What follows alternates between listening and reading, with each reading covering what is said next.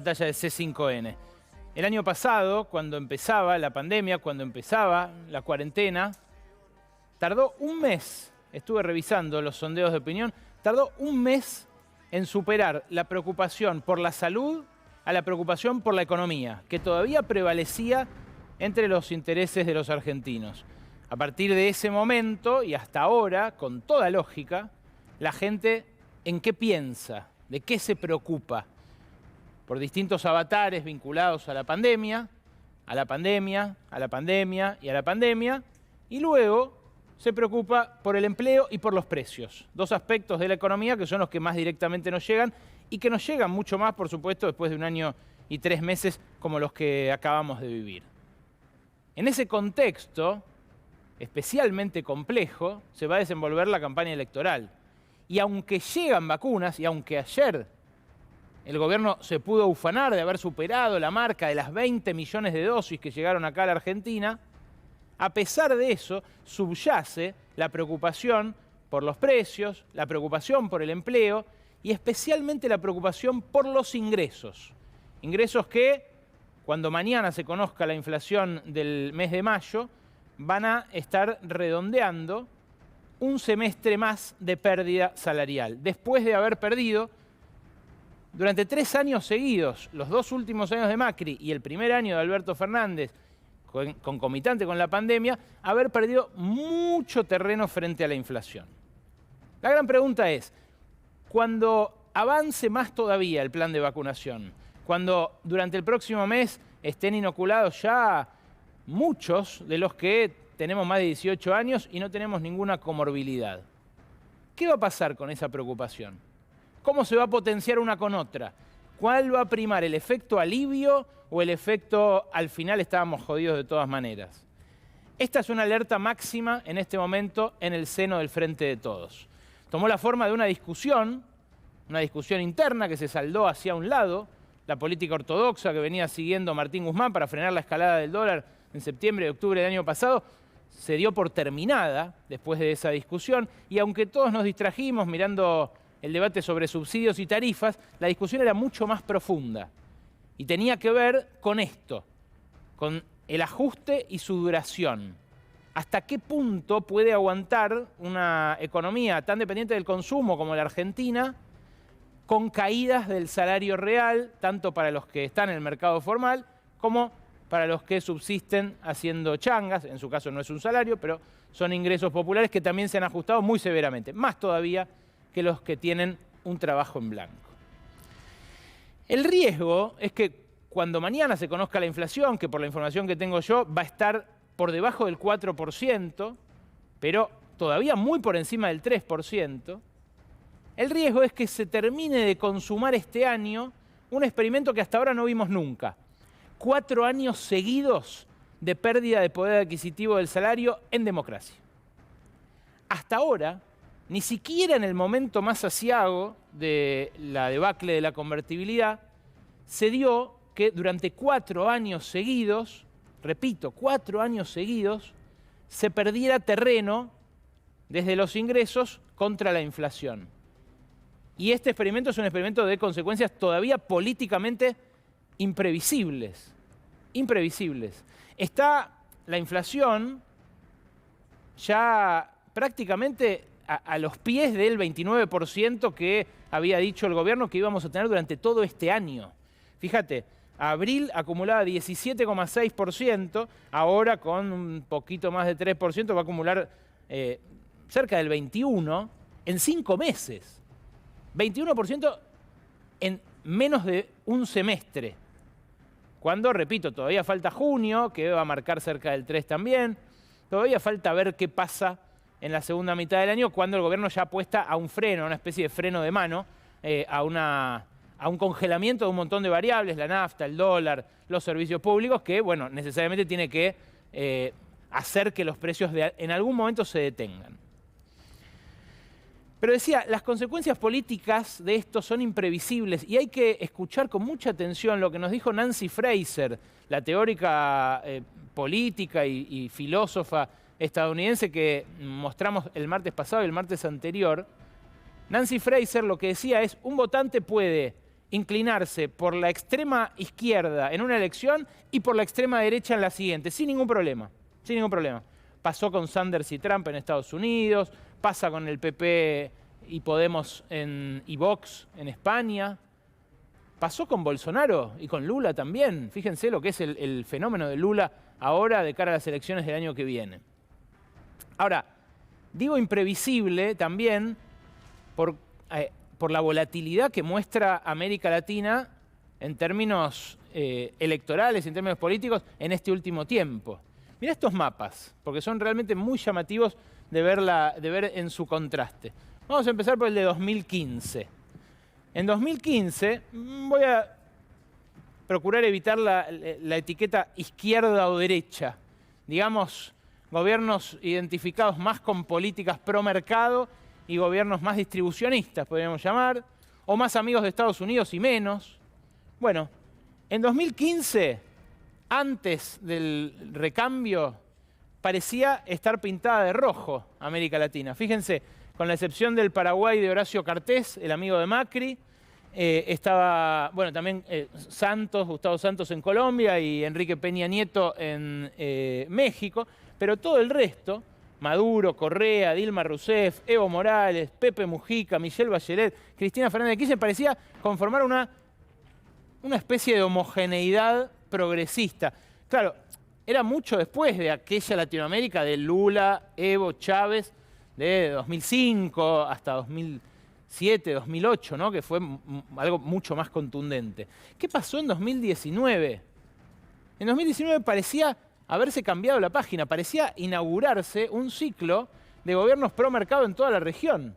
Fíjate, Iván Duque en Colombia, Lenín Moreno en Ecuador, Martín Vizcarra en Perú, el propio Bolsonaro, que después del golpe contra Dilma Rousseff de Michel Temer y luego la proscripción de Lula, asume por las urnas. El golpe de Yanine Áñez también en Bolivia, la pinta de amarillo. El Chile de Sebastián Piñera. En Paraguay, Mario Abdo Benítez. En Uruguay, el batacazo de la calle Pou. Y en Argentina, Macri. Parecía que Nicolás Maduro era la excepción y que Andrés Manuel López Obrador, cuando aparece, justamente en 2018, julio de 2018, bueno, quedaba aislado, en soledad. Pero fíjense ustedes lo que puede ser el mapa de 2022. Fíjense el contraste, ¿no? Entre este y aquel que van a ver ahora. En 2022 puede seguir gobernando Andrés Manuel López Obrador en México, que tiene mandato todavía por 2 años más. Seguirá Maduro, probablemente hackeado por la institucionalidad que él mismo manoseó, la institucionalidad de la República Bolivariana de Venezuela, hackeado por el bloqueo norteamericano, hackeado por la actitud tan agresiva de ese bloqueo también en su país. Pero Lula puede ganar las elecciones tranquilamente. Castillo hoy, Pedro Castillo, acaba de ser confirmado después de 8 días de haber ganado la elección. Castillo acaba de ser refrendado como el próximo presidente del Perú por medio punto porcentual de diferencia sobre Keiko Fujimori. En Bolivia ganó Lucho Arce. En Chile puede ganar un presidente del PC, el comunista Jadue, que puntea incluso en todos los escenarios de balotaje contra todos los demás candidatos. Y claro, persisten como islas el Ecuador de Guillermo Lasso, que le ganó al Delfín de Correa hace muy poco, el Paraguay de Abdo Benítez y el Uruguay de la calle Pou. En Colombia, en donde hasta ahora Estados Unidos con su plan Colombia parecía imbatible, empiezan a plantearse el interrogante. ¿Qué pasa después de este paro interminable, de esta serie de movilizaciones? Veremos. Pero Alberto Fernández ahí emerge como un jefe de Estado que tiene un país, primero, relativamente calmo frente a lo que pasa en Chile, a lo que pasa en Bolivia, a lo que pasa en Colombia, a lo que pasa en Brasil, incluso grandes movilizaciones en contra de Bolsonaro por el impeachment. Pero también aparece hackeado por una oposición que, si no fuera por sus propias divisiones, está en condiciones de explotar algunas debilidades de su propia coordinación y de la política económica. Este contexto, repito, un experimento que desde la dictadura no se ve, el de que perdamos durante 4 años seguidos poder adquisitivo. Es un contexto, creo yo, riesgoso y que no da lugar a triunfalismos prematuros por parte del gobierno, ¿eh? Yo escucho que hablo mucho con fuentes muy calificadas del círculo más cerrado del poder, y en algunos casos veo eso, veo, no hay nada enfrente. Muchas veces, lo de enfrente se arma de la noche a la mañana y aparece. Y se monta sobre insatisfacciones sociales que ya existían. Bueno, es ahí también donde aparecen discusiones a nivel internacional para las cuales hace falta mucha audacia. Mirá esto que se publicó la semana pasada en ProPublica, uno de los sitios más prestigiosos de Estados Unidos, muestra que Jeff Bezos, George Soros, Elon Musk, el segundo hombre más rico del mundo, Michael Bloomberg, varios magnates más, durante varios años pagaron 0 impuesto a las ganancias, 0. 0 impuesto a las ganancias. Esto es una filtración de datos del IRS, la FIP de Estados Unidos, que procesado por estos profesionales, lo que muestra es por qué Joe Biden salió a la casa de estos magnates y les dijo: señores, acá alguien tiene que solventar los gastos de un Estado que cada vez demanda más. Eso es lo que hizo Joe Biden cuando lanzó su paquete impositivo. Eso es lo que el G7 también pactó durante este fin de semana, y el fin de semana pasado habían hablado en otra instancia los países más ricos del mundo. Cobrarle impuestos a los ricos. Esto, que el año pasado apareció acá como una grajea con el impuesto a las grandes fortunas, es lo que está discutiendo el mundo capitalista avanzado. Cobrarles más impuestos a los ricos. Pero no es lo único. Si el gobierno aspira a ser reelecto en 2023, va a tener que cumplir durante su primer mandato con una promesa suya que estuvo en la plataforma electoral y que Alberto Fernández agitó ampliamente durante la campaña, que es la reforma tributaria. Lo que han mostrado este tipo de informes y el programa de Joe Biden y del G7 y los avances que hay en el G20 es que el 0,01% de la población a nivel mundial paga muy pocos impuestos o 0, pero el resto, el 99,99% restante, pagamos mucho.